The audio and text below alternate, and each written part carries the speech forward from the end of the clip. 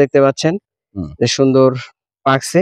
Benefit আছে এই এতটুকু জায়গায় এই ড্রাগন মালটা যতটুকু পাই ধান দিয়ে অতটুকু লাভজনক হবে না, কারণ এটা 1 কেজির দাম 100, 150, 200 টাকা, আর ধান বিক্রি করে আমরা 700-800 টাকা 900 টাকা মন। ধান প্রচুর খরচ, কীটনাশক ঔষধ সার গাড়া কাটা প্রচুর খরচ হয়।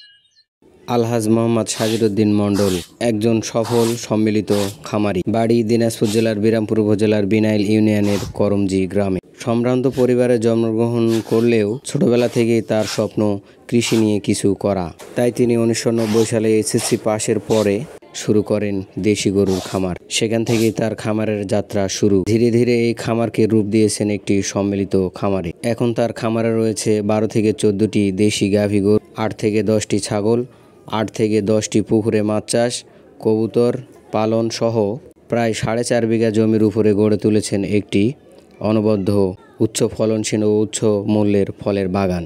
তার বাগানে রয়েছে ড্রাগন, উন্নত জাতের আম, মাল্টা, কমলা, আনার সহ প্রায় 8 থেকে 10 প্রজাতির উন্নত জাতের উচ্চ মূল্যের ফলের বাগান। সব মিলিয়ে তিনি গড়ে তুলেছেন একটি অনবদ্য সম্মিলিত খামার।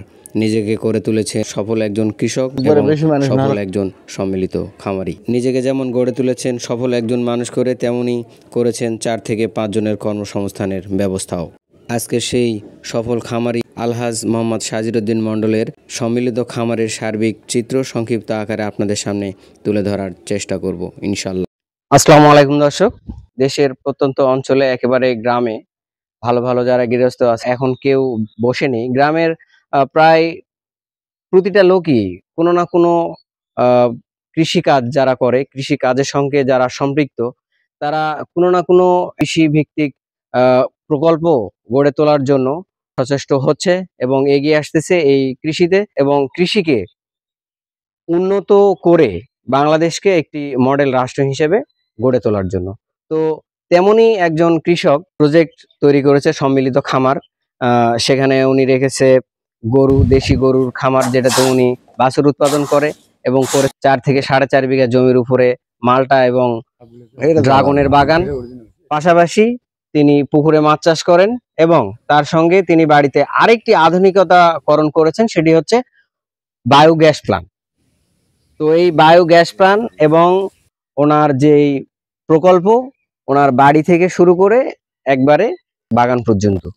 তো ওনার এই প্রজেক্টটি হচ্ছে সম্মিলিত একটি প্রজেক্ট। গরুর খামার, সঙ্গে ছাগলও আছে, ছাগলও প্রতিপালন করেন, বাড়িতে কবুতর আছে এবং সঙ্গে হাঁস মুরগি, তারপরে মাছ চাষ, গরু পালন, সব মিলিয়ে একটা আদর্শ সম্মিলিত খামার প্রকল্প গড়ে তুলেছেন।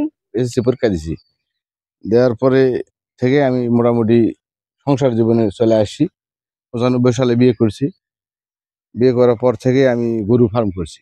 আমি গরু হলো মানে বাছুরের প্রোডাকশন দেই, মানে 10-15 টাকা করে গরু কিনি আমি। এগুলা গাভ হয়, বছরে বাছুর হয়। বাছুর হয়, আমি দুধ অল্প করে খাই আর বাছুরের দুধ খাই। খাওয়ার পর মনে করেন যে বাছুরগুলো দুধ যখন ছাড়ে তখন আমি বাছুর বিক্রি করে দিই। হয়তো 15টা গরুর আমার 10টা বাছুর হয়, এই 50-60 হাজার টাকা করে আমি একটা করে বাছুর বিক্রি করি। আর সবচেয়ে বড় কথা, আমার বায়োগ্যাসের গোবর লাগে। মনে করেন যে আমার বায়োগ্যাস আমাদের মাসে মনে করেন যে 2টা সিলিন্ডার লাগতো। 2টা সিলিন্ডারের দাম 14-2800 টাকা। এটা আমার 2800 টাকা মাসে সেভ হচ্ছে বায়োগ্যাসে। এটা বিশাল সেভ নয়? 2800 টাকা সেভ মানে কি? হ্যাঁ, এই গ্রামে 2800 টাকা এটা আমার 2 টালি গোবর দিয়ে হচ্ছে। জ্বালানিতে সেভ, অনেক একটা ভালো বিষয়। জমিতে বাগানে এগুলা প্রচুর গোবর লাগে। মালটার বাগান আমার 2007 সালে করা ভাই, 2007 সালে করা। 2007 সালে প্রথম মালটা দিয়ে শুরু, তারপরে ড্রাগন করছি। কিন্তু বেনিফিট আছে এই এতটুকু জায়গায় এই ড্রাগন মালটা যতটুকু পাই ধান দিয়ে অতটুকু লাভজনক হবে না, কারণ এটা 1 কেজির দাম 100, 150, 200 টাকা, আর ধান বিক্রি করে আমরা 700-800 টাকা 900 টাকা মন। ধান প্রচুর খরচ, কীটনাশক ঔষধ সার গাড়া কাটা প্রচুর খরচ হয়। এই জন্য আমরা এখন নতুন করে এলা পদ্ধতি করতেছি। প্রকল্প উদ্দেশ্য খালি টাকা পয়সা নয়, আমার সময় কাটে। আমি একটু টাটকা মাছ মেরে খাইতে পারি, টাটকা ফল তুলে খাইতে পারি, এটাই আমার খুব ভালো লাগে, খুব আনন্দ লাগে। গরু পালি, গরুর মনে করেন যে গোবরটা আমাদের অনেক প্রয়োজন হয়, কাজ হয়, বায়োগ্যাস চলে। এই গরুর গোবর দিয়ে আমাদের জমি জমা বাগানে দিতে হয়। পুকুরে মাছ চাষ করি, মাছে একটু আছে বেনিফিট আছে, ফিট টিট খাওয়ায় একটু লাভ হয়। তারপর নিজস্ব পুকুর আবাদ করতে হয়। সব মিলে আপনার এই যে ধান চাষ থেকে আপনার এই গরু প্রতিপালন, গরু ছাগল প্রতিপালন, তার সঙ্গে কবুতর, তার সঙ্গে আপনি মাছ চাষ করতেছেন, মালটা থেকে শুরু করে ড্রাগন থেকে শুরু করে মালটা, আম, সব মিলে একটা যে সম্মিলিত বাগান আপনি ভাই সবচেয়ে গড়ে বড় তুলেছেন। সমস্যা হচ্ছে যে আমাদের আপনার ধান। যে প্রকল্প, এই প্রকল্পটা, আপনি একজন কৃষক মানুষ, জি, আমি জানি জি, যে আপনি একজন ভালো মানুষ, কৃষক মানুষ। জি, তো আপনার এই ধান চাষের থেকে আপনি এই খাতটাতে কেমন কি মনে করতেছেন? ভালো মনে করতেছি। ধান মনে করো বছরে 2 বার, আমন আর ইরি ধান, এই 2 বার করে তো আমরা সারা বছর বসে থাকতে পারি না। আমরা তো ইয়ং মানুষ, বসে থাকলে তো খারাপ লাগে, বসে থাকলে মানুষ খারাপ হয়। আমরা এর ফাঁকে ড্রাগন আবাদ করি, মালটা আবাদ করি, পুকুর চাষ করি, গরু পালি, তাতে আমাদের সময়ও কাটে। আমাদের মানে টাটকা একটা ফল ফলাদি, শাক সবজি, অমুক তমুক, আম, এলা সব খাওয়াও ভালো লাগে। কিন্তু ফরমালিন মুক্ত বাইরে কিনে জেলা খাই, দেখি ড্রাগন 1 মাস ধরে আছে কাঁচা কাঁচায়, পাকেই না, বিশাল বড় বড়। কিন্তু আমাদের ড্রাগন ওই রকম হয় না, কারণ আমরা ওই জন্য ভিটামিন দেই না, কোনো কীটনাশক ঔষধ দেই না, এই জন্য আমাদের ড্রাগন অত বড় হয় না। ড্রাগনটা শুধু একবারে ন্যাচারাল যেটা ন্যাচারাল, যেটা আমাদের আসতেছে আমাদের যেটা ন্যাচারাল সেটাই। কিন্তু আমরা ওই বড় করার জন্য কোনো ঔষধ দেই না। কিন্তু ঔষধ দিলেও ভিতরে যে ড্রাগনটা, যে ভিতরে যে শ্বাসটা, এটা কিন্তু বড় হয় না। ওই বড়টারও যা, আমাদেরটারও তাই, কিন্তু ওর চামড়াটা, কাঁটাগুলা, এগুলা বড় হয়। ওই ঔষধটা দিয়ে শুধু উপরকার কভারটা বড় হয়, কিন্তু ভিতরে মাঞ্জাটা বড় হয় না। ভিতরের যে, হ্যাঁ, খাইতেও কিন্তু টেস্ট নষ্ট হয়ে যায় ওটা। হ্যাঁ, ওটা পাকতেও মনে করো আমাদের ড্রাগন আজকে যদি আমরা উঠে নিয়ে ছুঁই, 1 রাত পরে আমাদের টকটকা লাল হয়ে যায়, খাইতে খুব সুস্বাদু।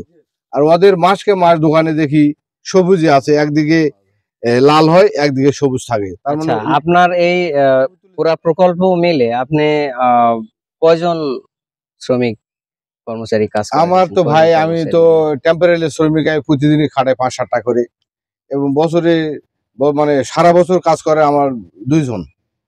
এই যে এই কাজ করে, আর আর স্ত্রী কাজ করে, আর 2টা বাড়ির মহিলা কাজ করে, এটা বাসার জন্য মহিলার কাজ। কিন্তু আমাদের মাঠের জন্য আমার ওই সিজনারি লোক নেই, গাড়ার লোক নেই, কাটার লোক নেই। যখন মনে করে বাগানে কাজ শুরু হয়, মাঠে ধান লাগানোর জন্য, করার জন্য, ওটা তো এখন হচ্ছে চুক্তি। হ্যাঁ চুক্তি। বিক্রি করা। তারপরেও আমাদের ওই যে কোলা আলত মাটি দিতে হয়, কোলা ফেলাতে হয়, কোন কোন ছোটে দিতে হয়, ওই যখন মেসি দিয়ে চাষে নিতে হয় তখনও লোক লাগে।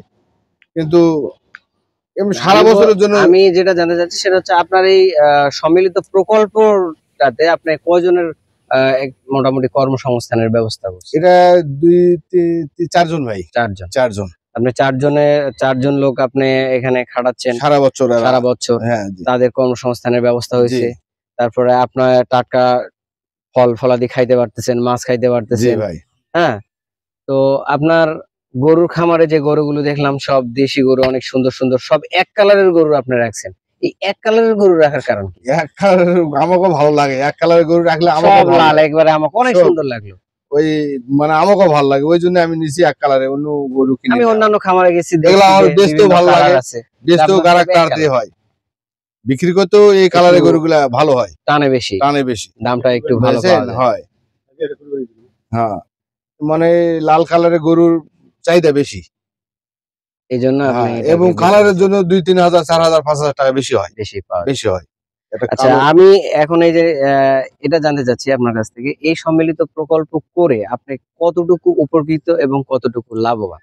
আছে, লাভবান আছে ভাই, ভালো। এটা আপনার বছরে মনে এই করেন খাত বছরে থেকে যদি কেমন আমার একটা ধান থেকে, এই প্রফিট জমিতে আসে? ধান থেকে যদি 1 লাখ টাকা আসতো, এখন আমার 3 লাখ 4 লাখ টাকা আসে, এটা আমার বেনিফিট। এই সবগুলো প্রকল্প মিলে আপনার কত টাকার সম্পদ এখানে হবে?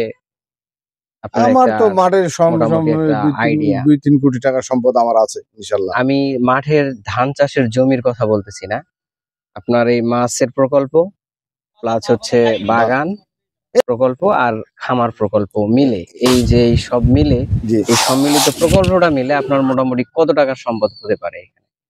এখানে গরু হয়তো আমার 7-8 লাখ টাকার গরু হতে পারে। 7-8 লাখ টাকার গরু। আর বাগানে ইনভেস্ট হয়েছে মনে করো যে সিমেন্টের খুঁটিগুলা ড্রাগনের, আর ওগুলা বানাতে একটা করে খুঁটি 2000 টাকা খরচ, মিস্ত্রি সব মিলে রড টড সব মিলে, উপরে মোটরসাইকেল ট্রাক থাকে, 2000-2200 টাকা করে খরচ পার খুঁটি। না, আমি বলতে যাচ্ছি যে সবটা মিলে আপনার হচ্ছে মোটামুটি কত টাকার প্রজেক্ট এখানে আপনি দাঁড় করাইছেন টোটালি? ও এগুলা তো মিলে হবে 10-15 লাখ টাকার হবেই। 10-15 লাখ। তার সঙ্গে জমি আছে, জমির দাম জমি আছে, ডিপটিউবওয়েল আছে, আমার 3টা ডিপটিউবওয়েল ডিপটিউবয়েল আছে।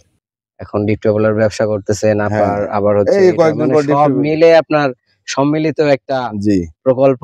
তো এই প্রকল্পতে আপনি মোটামুটি কতটুকু লাভবান বলে মনে করেন? লাভবান মনে করি ভাই, ভালো। আমার বছরে কেমন প্রফিট আসে? বছরে আমার ওই মাঠের জমির থেকে এদিকে মনে করে 5-7 লাখ টাকা, 8-10 লাখ টাকা আসে এই বাগান টাগান এগুলো মিলে, মাছ টাছ মিলে। গরুতে হয়তো 5-7 লাখ টাকা আসে, এই 12-14 লাখ টাকা বছরে এটা আমার আসে, মাঠের জমি বাদে, ধান চাষ ধান বাদে, ডিপটিউবওয়েলে বাদ দিয়ে বাদে এই এই বাগান, মাছ চাষ আর গরুর খামার, এই 3টা প্রকল্প থেকে জি জি মোটামুটি 12-14 লাখ টাকা আসে বছরে।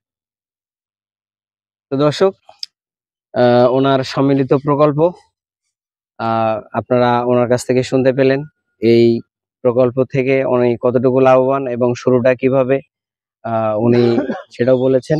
জি ভাই। তো দর্শক, কেউ যদি এরকম আপনার মতো কৃষিকাজে এগিয়ে আসে, বাংলাদেশের এখন বর্তমানে যে অবস্থা, বেকারত্বের যে অবস্থা, তাতে করে আপনি কি মনে করেন এই প্রকল্পতে কি এগিয়ে আসা প্রয়োজন? যারা অবশ্যই প্রয়োজন, অবশ্যই প্রয়োজন, বেকারদের জন্য অবশ্যই প্রয়োজন। যারা চাকরি বাকরি করে তাদের জন্য আলাদা, বেকাররা এগুলা করলে সময়ও কাটবে, লাভজনক ব্যবসা এটা।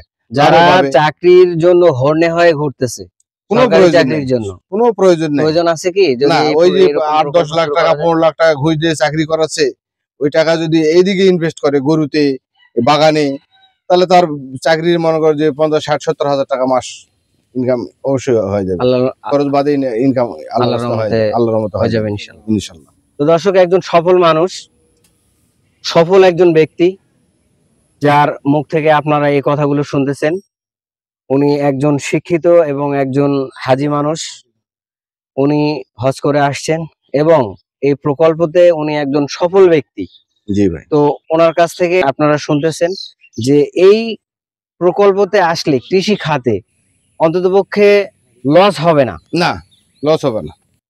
তো আপনারা অবশ্যই যারা বেকার যুবক আছেন এবং যারা শিক্ষিত যুবক চাকরির জন্য হন্য হয়ে ঘুরতেছেন, তারা আসুন আমাদের এই কৃষি খাতে আসুন, আপনারা কৃষিতে এগিয়ে আসুন এবং বাংলাদেশকে একটি উন্নত দেশে, কৃষিতে উন্নত দেশে পরিণত করার চেষ্টা এবং প্রয়াস আপনারা করুন এবং এখান থেকে আমরা যেন বাংলাদেশকে আর অল্প দিনের মধ্যেই বিশ্বের দরবারে উন্নত কৃষি রাষ্ট্র হিসেবে উপস্থাপন করতে পারি। এই বিষয়টি আপনারা সবাই মিলে এগিয়ে আসলে সম্ভব এবং গড়ে তোলা সম্ভব। তো আপনারা যারা শিক্ষিত যুবক আছেন তাদের প্রতি আমার অনুরোধ থাকবে, আপনারা অবশ্যই এই খাতে বেশি বেশি এগিয়ে আসুন এবং এই খাতটিকে আরো উন্নত করে তুলুন। তো দর্শক, আমি এখন ওনার এখানে অনেকদিন ধরে ওনার এই প্রজেক্ট দেখভাল করে ওনার একজন বিশ্বস্ত ব্যক্তি। জি, উনি 28-30 বছর টাকা আছে, 28-30 বছর ধরে ওনার সঙ্গে একসঙ্গে আছে এবং উনি এই প্রজেক্ট দেখাশোনা করে আসতেছে। আমি ওনার সঙ্গে একটু কথা বলবো। উনি এই সমস্ত প্রজেক্টগুলো দেখভাল করে, তো আমি ওনার কাছ থেকে একটু এই প্রজেক্ট সম্পর্কে জানতে চাইবো। আসসালামু আলাইকুম ভাই, আপনার নাম? মোহাম্মদ ভুট্টু আলী। ভুট্টু আলী। তো আপনি এই হাজী সাহেবের এই প্রকল্পে কতদিন ধরে কাজ করতেছেন? এই 28-30 বছর। 28-30 বছর।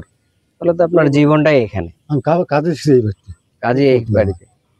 তো এই যে আপনি প্রকল্প পরিচালনা করতেছেন, তো এতে করে আপনার অভিজ্ঞতায় কি বলে যে কেউ যদি এরকম প্রকল্প গড়ে তুলতে চায়, তো তাহলে কি লাভবান হবে নাকি হবে না?